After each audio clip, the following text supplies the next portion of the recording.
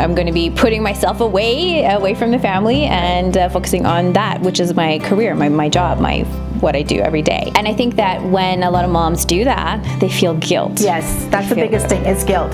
To think about how much I miss my kids and how much I hold them in my heart, that's also very important, but we don't do that enough if we're always surrounded by them. It's not okay when family members put you down to the point of diminishing your self-esteem. I had never been called beautiful. I had never been told I was pretty. I had never been, not by anybody. When I became a mom with my first child, I remember so much stuff came up, right? Like stuff from my past, stuff from what I don't want to do with my children, that I had experienced. Yeah. But then when you're from an immigrant culture, and South Asian culture specifically, there's a lot of fear of judgment. Yes. Shift how I was talking about myself. Shift how I was showing up in front of my children so that they could see it's okay to be whoever you are. If you don't love yourself, the one person you need to live with for the rest of your life is yourself. Yes. You don't have to live with mom and dad. You don't have to live with your brothers and sisters. You don't have to live with your husband even when you're married. You don't. There's no forcing you. Hello, Sasyakar, Namaste, Adab. Friends, I'm Sharon Ali and you're watching Hunny Walia shows. In today's episode of Through the Eyes of a Woman, we have with us Ashley Kumar. Ashley is a registered wisdom coach, parent coach, a dancer, and a yoga coach. Thank you so much for being on our show, Ashley. Thank you for having me. So Ashley, you're married with 2 young children. How do you manage your time with everything you're involved with? That's a great question. Well, I always make sure that I'm taking care of very important, like I prioritize, right? So number 1, me. Number 2, the kids and the family. And then everything else comes after that. And then every day priorities shift and change. It's like ebb and flow of water, right? One day, I might have this, like an interview. So I have to say goodbye to my kids. And they were a little bit, sad to see me go today. But those are the different shifting priorities. So it's always about balance and shifting priorities. And every day is not going to be the same. So I think once we accept that it's not always going to be the same and there's going to be some imbalance and balance, as long as we're aiming for that, everything goes smooth. And go ahead. And really focusing on our feelings, like our emotions and how we're handling things. I think that's really important. Exactly. So do you sometimes say that one outweighs the other, like family or profession? Do you outweigh one over the other sometimes? And how do you manage or decide what outweighs the other? Absolutely. So for example, in May, I have a conference coming. So obviously that's going to take precedence. So I'm going to be putting myself away from the family and focusing on that, which is my career, my job, what I do every day. Right. And then that's only for 3 or 4 days, and then that 3 or 4 days I'm giving that priority. Right. And I think that when a lot of moms do that, they feel guilt. Yes, that's the biggest thing, is guilt. That is the biggest thing, yeah. And I think that when you do that, when you move yourself away for a few days, for a little while, it increases your connection. I know that sounds like you would move away, but you increase connection. How does that happen? They say distance makes the heart grow fonder, right? Absolutely, I agree, yeah. So when you do that, you like even just driving here, and I haven't really gone out in COVID, right? To think about how much I miss my kids and how much I hold them in my heart, that's also very important, but we don't do that enough if we're always surrounded by them. Right? Absolutely. So we need to have a little bit of distance to put everything into perspective. Absolutely. And that's how I choose. So things are going to shift and change, and then everything is going to reprioritize according to what's happening that week. Right. So who is your support system with all this? Who, like when you have to go away and, do your professional stuff and leave and interviews and whatnot? Yeah. Who is your support system? Yeah, that's a great question. So pre-COVID, we had a really great friends, great family. Like my family would be able to come over. My sister-in-law would come over. My husband's amazing. He's so far, has he ever said no? I'm thinking. He's been really good every time I've asked for, this thing is coming up, this conference is coming up, I need 3 days. He's been really accommodating. That's the word. Oh, good. I want to say accommodating. People like to say, oh, it's great that your husband does that. Like, it's nice. They say it's nice that he does that, right? I'm like, no, he chose to have the kids too. And so he shows up. with you. I completely agree with you, because you're saying, oh, okay, so your husband's watching the kids today. Well, no, there are kids, not my kids. Exactly. He's got to be there and help too. I totally agree with you in that. Totally. It's always like the husband's helping you, or, no, Yeah, I get that a lot too. I see where you're coming from. Totally, absolutely. So he understands that, and when we chose to have kids, that's kind of what the responsibility you choose to take, right? Absolutely. And yeah, he's been amazing with that, and I don't think he's ever said no. Now that I think about it. Well, there you go, smart man. Very blessed. I'm very blessed. So, as a child, you experienced some negative issues around self-image and self-esteem. Can you tell us a little bit about that? Yes. So it's not something I've actually very spoken about a lot until just very recently. And so when I was little, there was some name calling, teasing within my family. Right. And in the traditional parenting system, even in the Indian, South Asian parenting system, the parents are we're supposed to put them on a pedestal. That's you know right. what I mean? Absolutely, like elevate them to a point of godliness. And I remember reading books about this when I was small. And but it's not okay when family members put you down to the point of diminishing your self-esteem. Oh dear. Right? Okay. I think it's very important. But there's no one to blame, and there's no blame, and the reason is that this is what they knew. Okay. Right? I call it intergenerationally passed down patterns. Okay. So this is what people have done. So you tease them a little, it's no big deal. And that was their thought process. So we're just teasing you. You're too sensitive. Get over it kind of thing. But you could say that in a broad sense, but every child is unique and different. Absolutely. So what one child processes is going to be different than how another child processes it. Because we're all unique human beings. We all have our own mind, our own heart, our own spirit, and we're going to process what happens to us differently. Right. I agree. Yeah. So for me, I was called fatty, right? Moti. And I remember being really small and shouting, screaming, like, don't call me that. I'm very, I would be really upset. Okay. And I see a smile cracking on your lips because that's people think it's funny. They thought it was cute. But for me, on the inside, it was not. Right. It absolutely was not. Yeah. And I would remember crying, being upset that I was being called that, and I wasn't. I was actually a pretty normal, healthy child. So how old were you when all this? You said it was within the family. Yeah. So how old were you when it really started to affect you? When it started to affect, it affected me immediately. Okay. Right, because I didn't like to be called that. Right. But when it started to seep into my mindset is when I started to believe it. Okay. So I can't tell you what age that would have been, but probably around 5-ish. Okay. Wow. And I started to believe it. So people were saying it to me, and I started to believe, okay, I am too fat. I'm too fat. I'm too fat. And so by the time age 9, 10, 11, 12, preteens, right? That's a huge change in a child's life. Yeah. Hormones are changing. Life is changing. You're going to be going into junior high, and here in Alberta and other places it's high school. So things are changing, and you start to become more aware of your body. Right.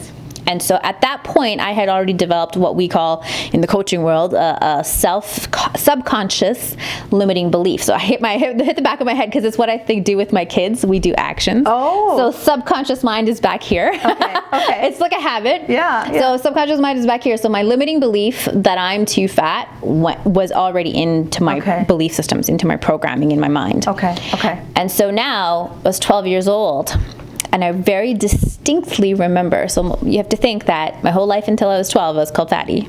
Right. I was 12 years old, and to be honest, I hadn't done anything different except grown as a human being. Right. As starting to lean out and go into my teens. And I was 12 years old, and somebody came to my house, some family friend, and I was 12. I want you to think about that. 12 years old. Very young. Okay. Still very young. And they said to me, they commented, Ashley, you've lost so much weight. You look so great now. Wow. Really? And I remember being like a little bit bewildered. Right. Because I had never heard that before. I had never been called beautiful. I had never been told I was pretty. I had never been, not by anybody. Wow. I was told by a few distant friends, you were cute when you was a kid, but other than that, not taught to think I was beautiful, not taught to see my own self-talk and see myself as a beautiful person, beautiful child. Right. So here was this person saying suddenly, I was 12 years old, right about when I'm going to go become a teenager, you look great, you look thin, you lost weight. And I had never been called that my whole life. So instantly what happened was like, it's like a candy, right? Like you want to grab it. Yeah. You're like, oh my gosh. Yeah. Wow, that felt so good for my ego. Felt so good for my humanness, my self-esteem. And I got addicted to it.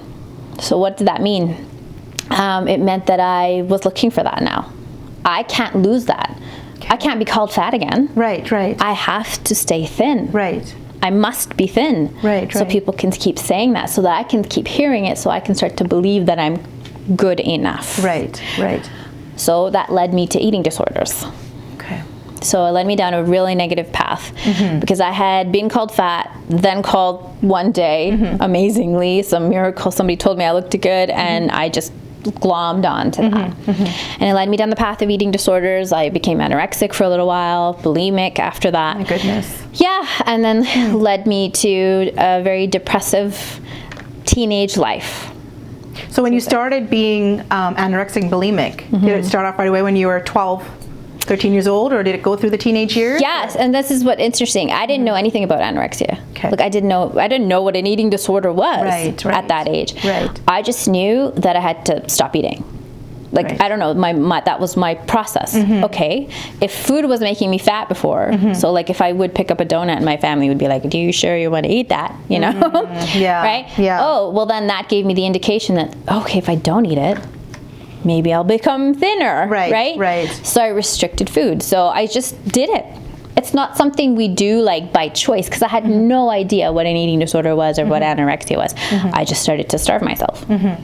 And started at 12, yes. Wow, at such a young age. I think that the teasing comes along with any type of family. When you're younger, if you're moti or you're chubby, they call you moti, as a cute way of saying it. But I don't think what they realize, obviously, in your situation, that it really affects a child and their self-esteem. Yes. And even nowadays, I think that still continues, where we call young children, a male or female, how they're cute and they're fat and chubby. But yeah, it's wow, at such a young age. Yeah. My goodness. So as a mother of two, you support other parents to understand the importance of upbringing. Absolutely. And so when I became a mom with my first child, I remember so much stuff came up, right? Like stuff from my past, stuff from what I don't want to do with my children, that I had experienced. And so much stuff had come up, and I realized I needed to take a very strong stance in how I raise my children. I needed to take a very strong stance against society's norms. Right. What I call ethno-cultural norms, because we live in North America, so we already have norms, right? We follow society's rules. But then when you're from an immigrant culture, and South Asian culture specifically, there's a lot of fear of judgment. Yes. Right? Log kya kahenge? What are they going to say? What are they going to think? Who is they? Yeah. Everybody else but yourself. Right. And so that's one of the biggest fears, in my opinion, that has ruled the lives of so many families, that causes them to focus on that and almost forget about the human inside the child. Absolutely. Does this make sense? Yes, it does, actually. It does. And so when I started to put all of this together, I knew I had to take a stance. And I knew that I needed to empower kids first. Like that's where I started, because at that point I was running a dance company. Right. And so I was already around kids. Right. And mostly girls. And as a girl with negative self-image body, that was important to me. So I knew my life vision and mission was to empower kids, specifically girls, and women and mothers, and it just kind of evolved from there. Right. So one thing I needed to do was stand in my own power, shift how I was talking about myself, shift how I was showing up in front of my children, so that they could see it's okay to be whoever you are. Yeah. To look how you are, to come from whatever culture you are, that we don't need to put it under the rug and pretend like we need to fit in according to everybody else's rules. Exactly. Does this make sense? Yes, it does. Yeah. So that all came up, and everything in life has led me to this point, and I'm very grateful and thankful, honestly, for all my past and upbringing. As much as it was painful then, it's led me to be able to empower kids now and families now. One thing that I can say is that we've never had as much information about the the human body, brain, and nervous system as we do today. Yeah. So when you know what child brain development is and how they develop their self-esteem and self-confidence, you can do something about it. Right. So if my family had known, which they didn't, how does this child's brain grow? How do they develop their core beliefs? So we develop our core beliefs about ourselves by the age 7. Oh, wow. That young. So we develop, this is all science-based. You can look it up. All the experts and professionals before me have published this, and it's determined that we develop our core beliefs about ourselves and the world around us, how they're going to treat us, what we deserve, all that stuff, by age 7. So within that 7-year time frame, you have the opportunity as parents to really shape and mold these human beings who are developing an identity of who they are. And what happened for me was my identity became not good enough. Right. Nothing about me was good enough. And unfortunately, this belief, not good enough, is universal. Yes, it is. It's universal because most parents did not have this knowledge. How does the child develop their beliefs? When do they develop them? How do they grow into them? How do they break them? Yeah. How do they break these beliefs that they end up developing? So knowledge is so important, so powerful, and that's what's led me down to empowering kids, because if you look at the statistics, despite all of mental health awareness has increased, right? Like everybody knows more about mental health now, generally. Yeah. But if you look at the statistics, despite more awareness, statistics of children's mental and emotional health has gotten worse in the last 10 years. Oh, wow. Not better. I didn't know that. Wow. And why is that? Why? Oh, there's so many. Yeah. So many influences. Technology, social media, also parents getting busier. Right. They don't have the time to sit down with the children, explain to them that, this is you, this is, you're an individual, this is your personality, this is the way you are, the way you look, Yeah. I agree. Parents are just so busy nowadays. So busy. Yeah. So busy. And if you think back to years ago, they say it takes a village to raise. Yes, it did. And it still does. Except we're not. We're doing it alone. Right. We're doing it just as best as we can, mostly scrambling to do it. Yeah. And who's paying the price? Who's paying the ultimate price? The children. The children. Yeah. And what does that mean? Our future generations. Yes. Absolutely. I totally agree. So when you're coaching these kids, what do you say to them? Do you do it through through role play, or what do you say to them? How do you get it through their head that, okay, this is okay, you are you? Yeah, great question. So I just want to say to everyone, it's like a really serious topic, but the way you do it with kids is always through playfulness, So we do stories. That's my biggest thing. Okay. So all of my coaching programs for kids is geared around stories, and then with the stories, we kind of break them down and we have a discussion. We talk about them. Sometimes I add in dance and movement. So we'll pick a song, that corresponds to the moral of that story. Okay. And we'll do choreography to it. Oh, nice. We'll do yoga movements. So if there's a pose related to self-esteem, we'll do something to that effect. Even just simple hands to heart is acknowledging your own self. Right. Things like that, and teaching them that kind of stuff. And then the stuff they love the most, so they'll get to do the story, and then they get to do discussions with me, and then they love doing crafts. That's our biggest, funnest thing. They love to do the crafts. We do experiments, we do games, and all of it kind of ties all the concepts together. So if in one session they're learning about self-talk, right? We do a story that talks about self-talk, we do a discussion, and then we do a craft that relates to self-talk. So for example, we do a self-talk mirror. Okay. So the kids get to decorate their own little mirror and create a self-love mantra. Okay. Now you think back to your childhood. Anyone ever talked to you about self-love? No. Never. Nobody taught you that. Yeah. Nobody taught me that. Yeah. Nobody taught the parents who are parenting today about self-love when we were young, when we needed to know it. Right, absolutely. Because that is the foundation for the rest of their life. If you don't love yourself, the one person you need to live with for the rest of your life is yourself. Yes. You don't have to live with a mom and dad. You don't have to live with your brothers and sisters. You don't have to live with your husband even when you're married. You don't. There's no forcing you. But the one person you have to live with is yourself. And I think that's so important because they say, you know, for our viewers out there too, that self-love is the most important thing. And it's so hard to, it's easier said, like self-love, love yourself. Yeah, it's but so easy to say. It's so easy to say, but sometimes I find it's hard even for myself. You know, I tell myself all the time, love yourself, love yourself. You can't love others until you love yourself.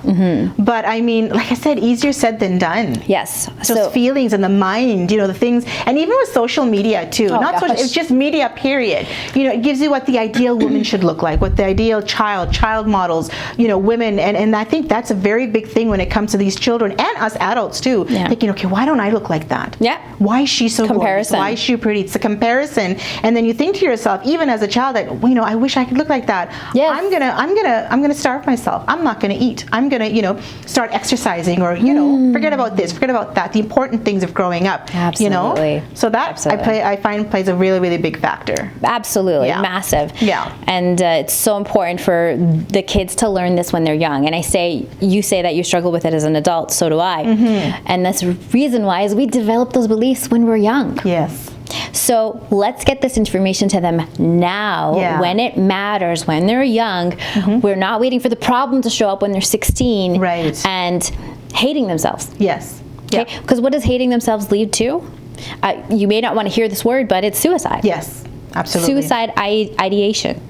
Because when you don't like yourself and you think you're not worth it, that's what you think of. Yeah. The world's better off without me. Yeah. And that's the most devastating consequence of not getting these concepts into the hands of these children when they're from an early age. The sooner we expose them, the sooner we start talking about it in a child-friendly way, which I do. I love that. I love the way you incorporate it because children obviously love crafts, they love dancing, they love, you know, all the fun things. So I love that you incorporated that into that because it catches their attention too, right? And it really, that's great. I love the way you do that. Yes. Wonderful. The sooner we do that, the more better outcomes they can have for their mental and emotional health for the rest of their lives, right? Once you have that solid foundation, the rest of their life falls into place. Like, so being a South Asian, right, of South Asian descent, we know that academics is really big, right, in this community. Yeah. Academics. But I promise you, I promise you that if you take care of the inside, the self-esteem, the self-worth, the self-image, the self-confidence, everything else will fall into place. Because a young person who has self-respect does their homework, right? True. A person who has self-worth wants to go to university. Does this make sense? That makes sense. So if you do that, everything else falls into place. But sometimes we get tunnel vision, like dance, hockey, school, and we get like pigeonholed into them that you got to do well in this and you got to do well in that and you got to do well in this. I promise you, if you do well here, mom and dad, and I help coach parents to start to let go of some of their subconscious limiting patterns that cause them to get into those ruts, and let's focus on this right here, all of that falls into place. All of it. So do you find these strategies that you use with the children especially, do they actually work? And if they do work, how do you know that they're working for them? That's a great question. Absolutely great question. It has to work through repetition. So my job as a coach is to expose them to these ideas, to bring forward the discussions with them. And then when I coach the children, I also coach the parents simultaneously. So they're getting coached and the parents are getting coached. Because it's no point in me working with 1 hour once a week with this child if the parents are not emphasizing what they're learning at home on their own. It's a three-way system. Right? And so everyone's getting their own coaching journey so that we can help empower these children long term. So how does it work? Repetition. Okay. So I can do it with them once a week. Mom and dad's job is to repeat. Bring these words, bring these ideas, bring these thoughts into your regular daily life, the way you communicate. I call it a family language of empowerment, right? So we're going to start using the words feelings instead of, what are you doing? What are you thinking? Well, let's talk about how we feel. So, for example, I think of my daughter. We have this pickler triangle. At home, it's a big one. I got ordered the biggest one they have because I want them to feel safe at high levels, wherever they're doing. So when she started to climb it the first time, I didn't ask or I didn't say be careful, watch what you're doing, these kinds of things. These are directions. I asked her, how do you feel when you're up there on that high level? How do you feel inside your body? Do you feel safe? And she gets to answer. You have to have a lot of patience, I would say. A lot of patience, because I remember with myself too, when I'm with my kids, if I would, just like what you just said, be careful, try not to fall, don't fall. It'll be all those, you know, those really quick warnings and answers, right? I would have never thought to think, okay, you know, how do you feel? And it's just. Yes, what does that do in that moment when she's up there on that highest level, perched up on this triangle thing? Yeah. How do you feel? Reminds her to check in. Do I feel safe? Or am I going to fall over? Right. But I'm not telling her you're going to fall over, because then she'll fall over. That's right. Or she'll start to think I might fall over, and it creates self-doubt. Right. Self-doubt is the killer of self-confidence, right? Absolutely. And we start putting this into our kids from a young age. Don't do that. Be careful. That is just every day, every parent, you know, that you're so true. You're so right. That's true. So we want to instill self-trust, opposite of self-doubt, by helping them engage in how do you feel right now in this moment. And I want to take this into their teen years. You're thinking, you know, we're talking about little kids right now. Take it into their teen years. We live in North America. They're socializing in high schools with co-ed. Yes. Right? Yeah. Boys, girls, everybody. How do they feel? How does your daughter feel when she's alone in a hallway studying and a boy approaches? Can she tap into her instincts? Do I feel safe or do I feel unsafe? Right. And take an action, whatever action that is. Whether it's leave or I know this person, I'm fine. Can she tap into that? Or is the self-doubt coming in, I don't want him to not like me. I wonder what he's going to think if I get up and walk away. Or he's going to think I'm a snob. You know, all those thoughts that come into the mind. Instead, we tap into, how do you feel? I don't feel safe. Okay, I'm going to get up and move. Right. So that's like a really simple example, but projecting that into other scenarios, right? You're at a concert, you're at a party, you're at a nightclub, wherever you are. It's so important for them to develop inner self-trust. Right. But it happens from a young age. So when you have these sessions, are these workshops that you hold? All kinds of things. So I do workshops for kids. Pre-COVID, I was doing them in my studio, so like hands-on. We have lots of craft stuff all over the place. And then I started to do everything online, and it's still been working really well, actually. What did happen in the beginning of COVID is I had better attention. Okay. From the kids. Right. Because there was nothing else around them. Yeah. There was no distraction. There was no sparkles and glitter over there. It was just being in front. So I had really great engagement, and it's been really great doing online sessions. So I do group programs, I do workshops, I teach in schools. So right now I'm working with a school, and I'm offering my programs there, and I do one-on-one. Okay. Yeah, one-on-one coaching for families who need it and who want to be proactive and empower their kids. Right. So when you're coaching the kids and the parents, do you do them together? You might have mentioned this already. The parents and the kids are together? So you don't separate them, or do you separate them first and then bring them together? Yeah. So it depends. Now, it depends on when I do a consultation, I find out what are some of the challenges. What are some of the challenges the child's facing? And depending on that, I'll always give a recommendation. We can do one-on-one for just your child, one-on-one for just you, separate times. Or we can do family coaching. Family coaching is helpful when there aren't any really big challenges. We're doing it more proactively, and we're doing something fun. We're engaging as a family, talking about these really big brain concepts, mind concepts as a family, and we're getting to do fun activity. So that's family coaching, and then one-on-one child coaching is just the child. But every time I do one-on-one coaching with a child, the parent must also agree to be coached. Because again, there's no point in doing a 1 hour once a week with me if mom and dad are not emphasizing the skills. Right, absolutely. So the people that come to your workshops, are these parents that have noticed a change in their children, and they're wanting to fix that change in them? They've noticed self-esteem, or it's okay, so they come to you and they kind of want to fix that at that point. Do you have any parents that come in where the children are really small, like from 4 to 5, and just want to start from the beginning? Great question. Very great question. So I specialize more in the preteen age, so age 8 to 12-ish. I have colleagues who work with preschoolers. So the curriculum I use is usable from age 6 to 12, but you can adapt it to kids who are younger. You just add other things like puppets, and you just use different ways to do it. And you can also adapt it to use it with teens. You just use a different type of terminology boundaries, different way of relating to them. And so, yes, you can absolutely use this type of coaching program for young kids. Okay. I do it with my daughter. Yeah. My daughter knows what neural pathways are. Oh, wow. Oh, my. Do you know what neural pathways are? No, can you actually explain to our viewers what that is? Okay. Yeah. So neural pathways are connections in our brain formed by our experiences. Okay. We have neural connections for everything. All of our experiences, everything we've ever taught, been taught, learned, experienced, they also become our habits. So going back to self-talk, because I had been called Moti for so long, Right. It became a habit to think. It became a habit to think I'm fat. Right. My self-talk was I'm fat, I'm fat, I'm fat. So my neural pathways in my brain, that neural circuitry in my brain was very strong for having negative self-talk. Okay.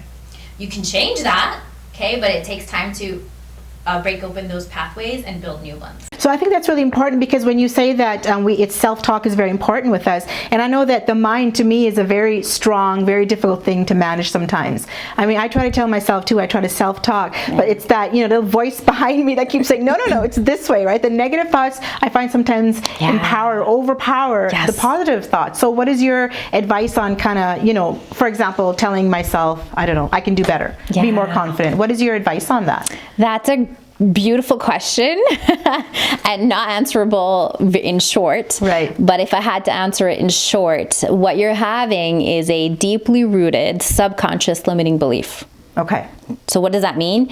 It's sitting in your subconscious mind, which is the mind we're not aware of. Like it's always running. Yeah. So if you think of your mind like a computer, you are the computer user, keyboard, mouse, make stuff happen. Okay, but the programs are always running on your computer in the background. Right. And so those programs are very strong. You can't have a computer without those programs. That's right. Yeah. It's not going to work. Yeah. Those programs we developed when we were a child. So what you need to do is discover what are those words, what are those limiting beliefs. Right. Put them down, like this was my limiting belief. Right. Find out what it caused you to feel. Find out what it caused you, what needs you didn't have met. And then attempt to start to let it go. So this is a process. I do a 13-step process with adults, with parents. Okay. So we identify what is that limiting belief. We identify the feelings and needs associated with it. And then we work on starting to let it go. Now that sounds so simple. Okay. But it's a process, and it takes several sessions with parents to start to identify it. That's the hardest part. Identify it. You don't even know you're doing it. Like I didn't know I had a limiting belief that I wasn't worth it. I wasn't good enough. Right. I didn't know that. Right. I just knew I was fat. That's all. I didn't know that it was a program always running in my mind that would impact me until my early 30s. Exactly. Yeah. So what you have is a limiting belief. So you got to nail down, what is that? Right. What is this thing that keeps coming up and telling me to do differently than what I say I want? I say I want this, but why is it not happening? What's preventing me? It's usually a limiting belief. And it's just going back to the self-talk again. Partially. Okay. You've really got to nail down the point. So often what I do with adults, parents specifically, is we go back into their childhood. Okay. Yeah, sounds intense. Yeah. We go back into their childhood to the points and the moments where that limiting belief would have taken root. Like if you think of a plant, would have taken root. And then we get to discovering that and uncovering that layer and then letting it go. You can't let it go unless you know where it started. Yeah, exactly. Ashley, it's been a pleasure having you on the show. You are a wealth of information. Thank you so much for helping us to understand, and our viewers to understand what it's really like to bring up a child and just give them that positive attitude and make them known that their self-worth and they have big self-esteem. The confidence is very important to them. Thank you so much. Thank you. And Ashley has a book coming out too. You're working on a book? I'm working on 2 books. Right. One is called The Balance Code, and the other one is a children's book. So it's called The Journey of the Little Lotus. So Perfect. So viewers, make sure to look out for those books. Once again, thank you so much for your time. Thank you so much for coming on our show today, Ashley. Thank you for having me. Thank you. And to our viewers out there, thank you so much for all your love and support. For more Hunny Walia shows, log on to our Facebook page and subscribe to our YouTube channel. If you'd like to be on Hunny Walia shows, please inbox or message us. Thank you so much and have a great day.